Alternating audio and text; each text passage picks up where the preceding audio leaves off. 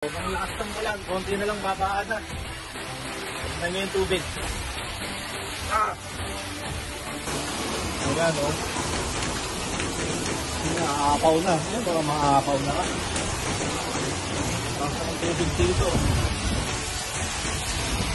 Bakit ko sila rin? Ito ang mahirap sa lugar namin. Konting ulan lang, bumabaha na. Ang bilis na bumaha, hindi katulad dati na kailangan may bagyo o talagang masama ang panahon bago bumaha. Pero ngayon, saglit na ulan lang, baha kagad. Makapaw na yung tubig. Ayan na, baha na. Ayan na nga yung tubig. Ay, gusto rin.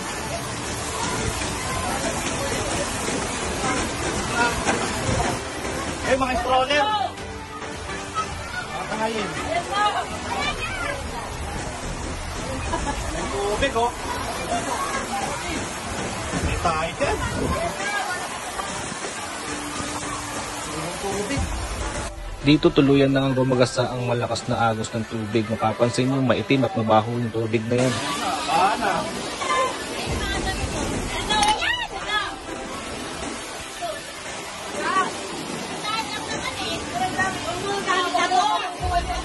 Unti-unti nang tinatangay yung mga gamit namin dito sa labas, pati yung mga nakatambak na basura, tsaka yung mga kulungan ng manok na kapitbahay, unti-unti na rin inaagos.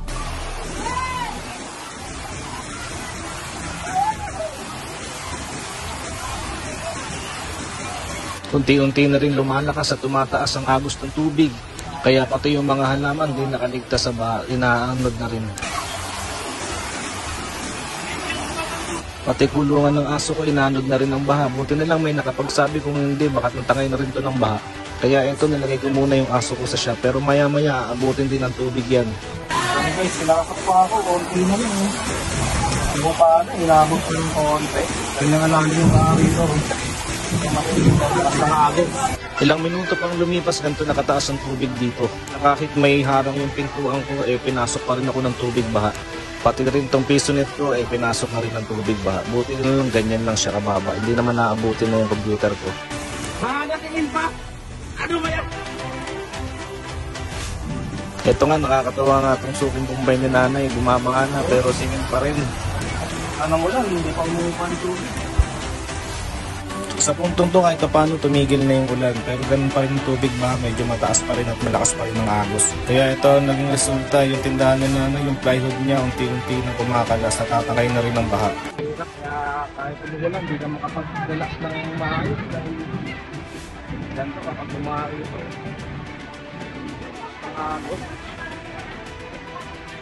Dito, ine-enjoy na lang namin kung ano yung mga nangyayari. Pero sa totoo lang, mahirap kapag binabaha.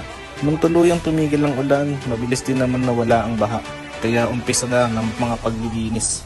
Ulan pa rin pero wala nang tubig, wala na yung baha. Nakakaupa na, nagtang din namang kabilis.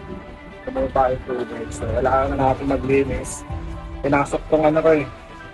Yung top ko, pinasok. Yan yung tayong basura. Lilinisin ko muna. Pag hindi, babaho ito.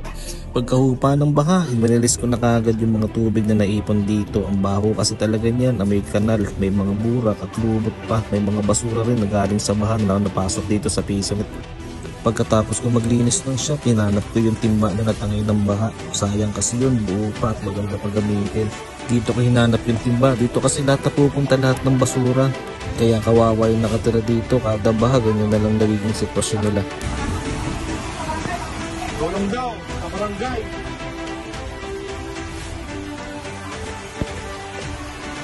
Sa totoo lang, hindi naman ganun kadali bumaha dito dati. Pero mula nung nagkaroon ng pader na yan, hindi na kasi makatagos dyan yung tubig ulan. Kaya ang nagiging sistema, hindi pa ganun puno yung tubig dito sa sapa, baha na rito sa karsada. Wala kasi mapuntahan yung tubig na harangan ng pader na yan. Akala namin yung ginagawa yan, hindi na kami basta-basta babahain, pero baligtad yung nangyari. Konting ulan lang talaga, ang bilis tumaas ng tubig, ang bilis lumaha. Hindi talaga namin alam kung para saan yung project na yan, basta bigla na lang binuo yan dyan. Kaya hanggang dito na lang guys, keep safe.